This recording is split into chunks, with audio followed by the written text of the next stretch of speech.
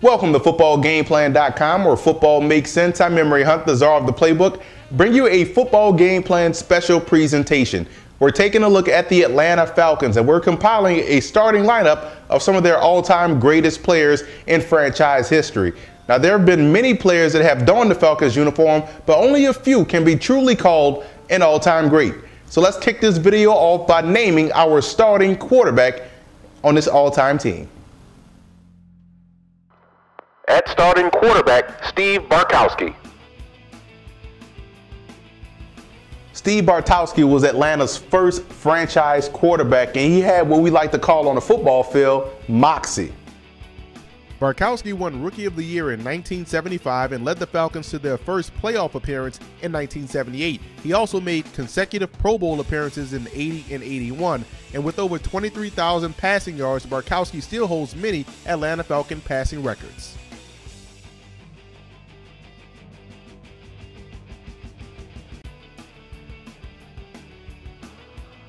At running back, William Andrews. As a former running back myself, I used to always look at all of the backs in history to find out who can I take a little bit of piece of their game to and add it to mine.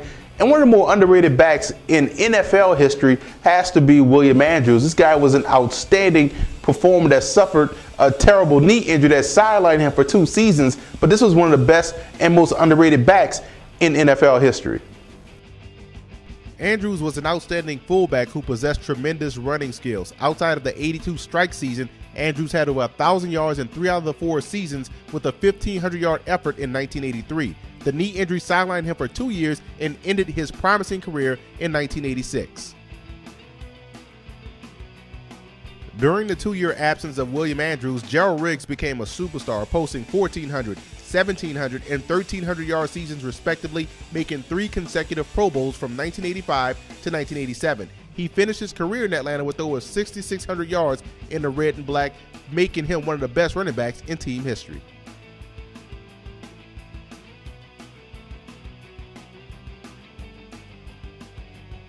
Starting at wide receiver, Terrence Mathis. Terrence Mathis was a clutch performer and a big play threat waiting to happen. Anytime the Falcons needed a big play, Terrence Mathis was right there ready to deliver.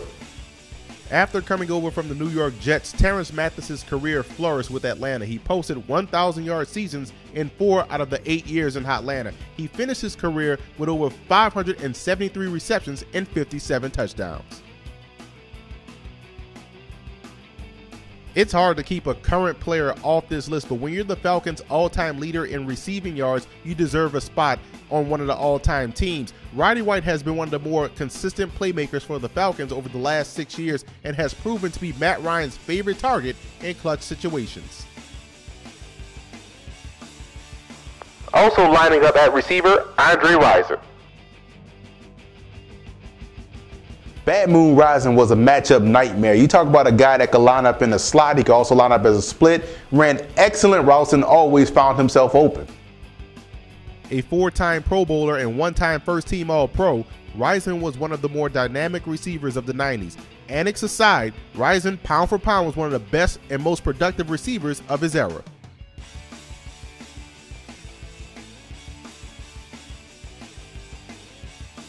Alfred Jenkins played his entire career with the Atlanta Falcons and was one of the only transfers from the defunct World Football League to be productive. He was voted first-team All-Pro in 1980 after a sensational 1,300-yard, 13-touchdown season in which he averaged over 19 yards a catch.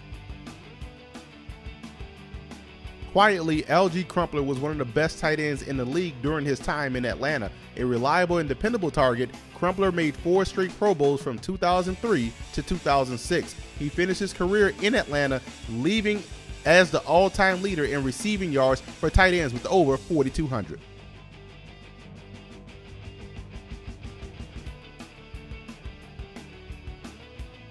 Longevity is not the only reason why Mike Ken is on this list. He played his entire 17-year career in Atlanta, but rather than his stellar play on the offensive line, Ken started all possible 250 games while picking up 5 Pro Bowl selections and 4 All-Pro selections in the process.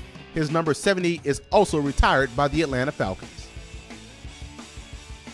George Coons was an outstanding tackle. He was a star from day one in Atlanta. He was drafted number 2 overall out of Notre Dame. He was an athletic freak who routinely stonewalled defensive ends at the line of scrimmage. He was a 5-time Pro Bowler with the Falcons. Starting at guard, Bill Frelick. Bill Frelick was one of my favorite Falcons to watch growing up. You talk about a guy that was 6'5", 280 pounds, could either play guard or tackle. Just one of the more consistent performers throughout this team history and one of the best offensive linemen in team history.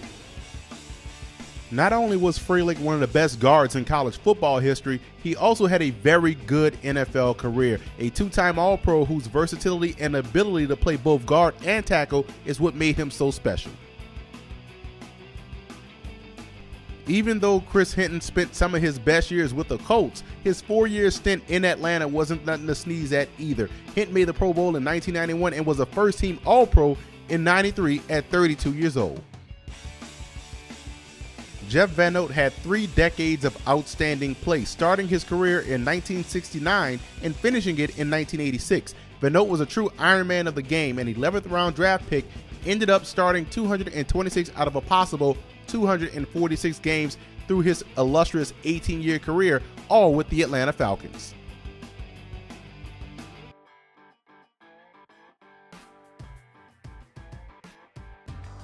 Starting at defensive end, Patrick Kearney.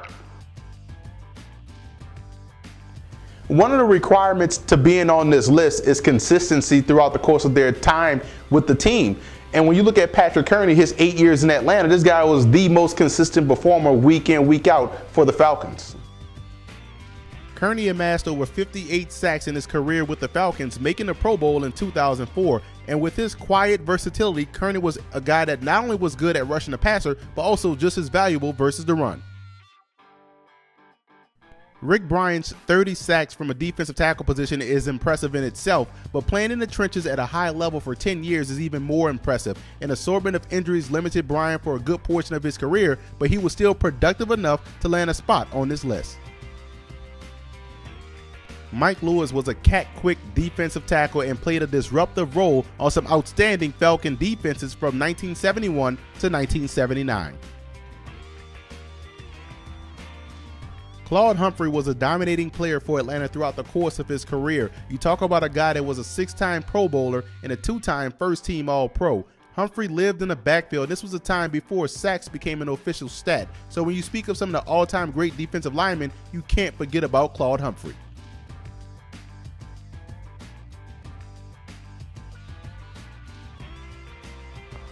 Starting at linebacker, Jesse Tuggle.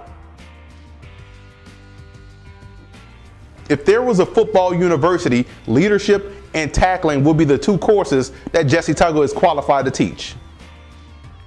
A 5-time Pro Bowler and the Falcons' all-time leading tackler, Jesse Tuggle played his entire career in Atlanta, totaling 14 years and over 1,600 tackles. He's a future Hall of Famer in my opinion. Also at linebacker, Tommy Nobis. The Falcons' first draft pick in their existence and the first superstar in team history. Shocking that he's not in the Hall of Fame. Tommy Nobis was not only a great collegiate player, but also an outstanding pro. Nobis was your classic middle linebacker, nicknamed Mr. Falcon. He won Rookie of the Year in 1966 and named to the All-Decade team in the 60s, and also has his jersey retired in Atlanta. It's a true travesty that he's not in the Hall of Fame. Nobis needs to be in there, one of the all-time greats in this league. Keith Brooking picked up right where Jesse Tuggle left off by making the Pro Bowl in 2001. Brooking was also a very underrated linebacker in pass coverage. This was one of the more complete linebackers in the league during his time in Atlanta. Brooking made the Pro Bowl 5 straight times from 2001 to 2005.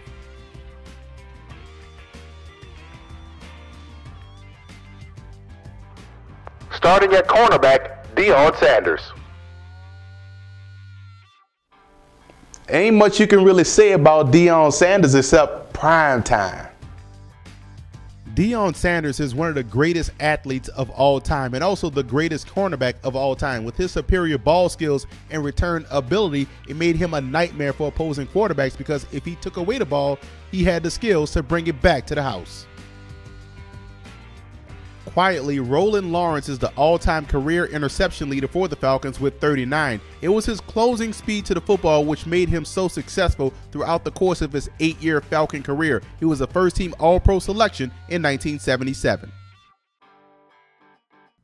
Scott Case had underrated versatility. This was a guy that played free safety, strong safety, and cornerback. He combined that with ball skills and made him a very productive player for Atlanta from 1984 to 1994. He finished his career with the Falcons with 30 interceptions.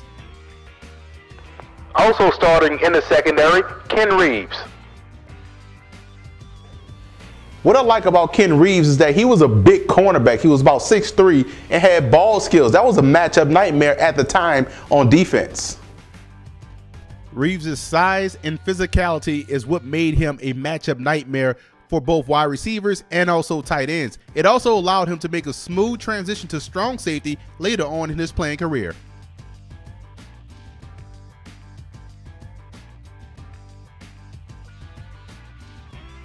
Punter John James was a 3-time Pro Bowler from 75 to 77 and had over 35,000 yards in his career in Atlanta and averaged over 40.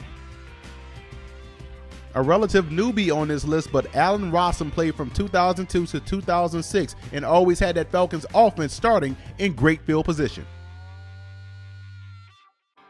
Speaking of relative newbie on this list, Matt Bryant, even though he's only been there 4 years, this guy has put up some impressive numbers and is one of the most accurate kickers I've ever seen in football. And check out who made my second team offense and defensive squads for the Atlanta Falcons.